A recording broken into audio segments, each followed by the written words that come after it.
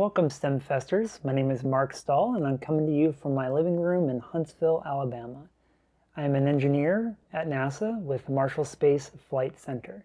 Today we're going to talk about optics and making optics and testing optics and doing a little bit of a virtual lab tour in some of the facilities that I work in. A little bit about myself before we get started. I've been with NASA for about 7 years now. I have a bachelor's in physics from Wittenberg University with minors in math and East Asian studies. I then went on to get a master's in electrical engineering from the University of Alabama in Huntsville. Critical to getting to where I am today was doing internships both in high school and college. I'm with an optics group that specializes in manufacturing X-ray telescopes.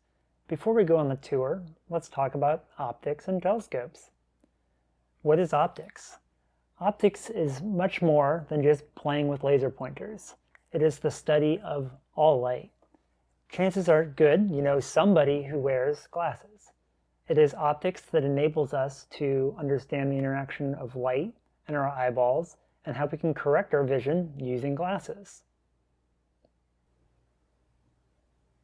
My glasses bend light in just the right way to allow me to see. We do the same thing with telescopes, using mirrors and glass to redirect and magnify light to allow us to view objects that are either too dim or too far away to see with the naked eye alone. Light, or visible light, is only one part of the electromagnetic spectrum. Other parts of the electromagnetic spectrum you might be familiar with include radio waves, bringing music to your car, microwaves, cooking food in your kitchen, infrared radiation warming you from your fireplace, ultraviolet radiation giving you a tan from the sun, or even X-rays from your doctor. All these types of light can be focused, directed, measured, and studied to tell us new and interesting things about the universe. The difficulty with building X-ray telescopes is that just like at your doctor's office, X-rays like to either go through things or be absorbed by things. Bending X-rays like we would normally do with glasses or other telescopes doesn't work. So we have to build specialty designed cylinders that we use to focus X-rays. The X-rays skip like a rock off a pond and focus on the backside of the cylinder. By nesting a whole bunch of these cylinders together, we can create an X-ray telescope. So, how do we do it? Let's go on a tour. Welcome to the diamond turning room. In order to make an X-ray shell, we first have to make a mandrel. Mandrels can be as small as this one, or hundreds and hundreds of pounds. A mandrel first starts out life as a hunk of aluminum, and then it's turned to a rough shape, and then it's plated in nickel. Once plated in nickel, it's put on a lathe. It could be a small, or for the really huge mandrels, it's this guy that's huge. This machine uses tools that are tipped with diamond to cut the mandrel to a very specific shape and smoothness. From there, we take them over to the polishing tent.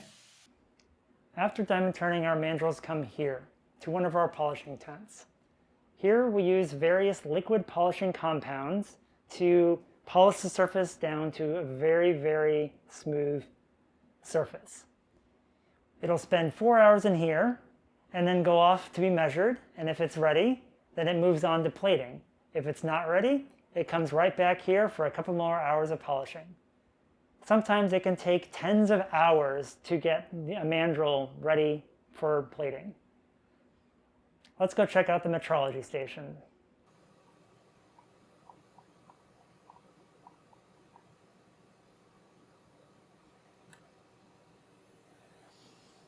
In our metrology lab, we have a wide range of equipment to measure our mandrels. Depending on how big they are or what we want to measure, we use different pieces of equipment.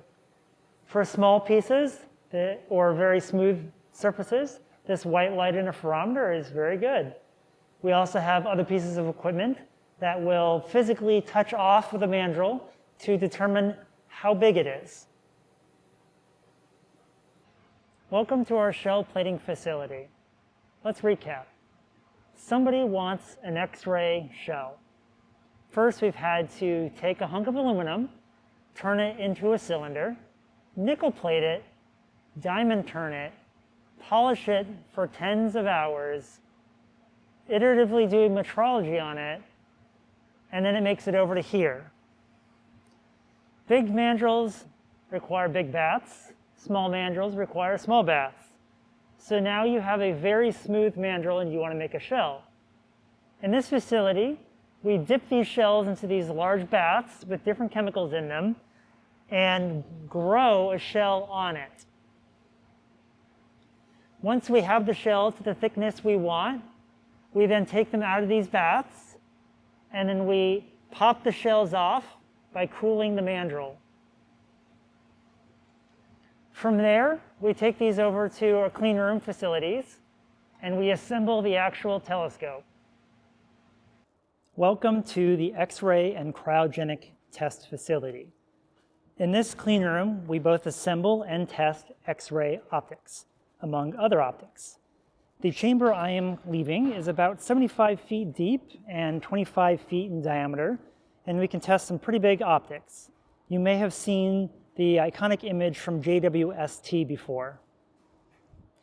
This vacuum chamber is used to simulate both the vacuum and the temperature of outer space.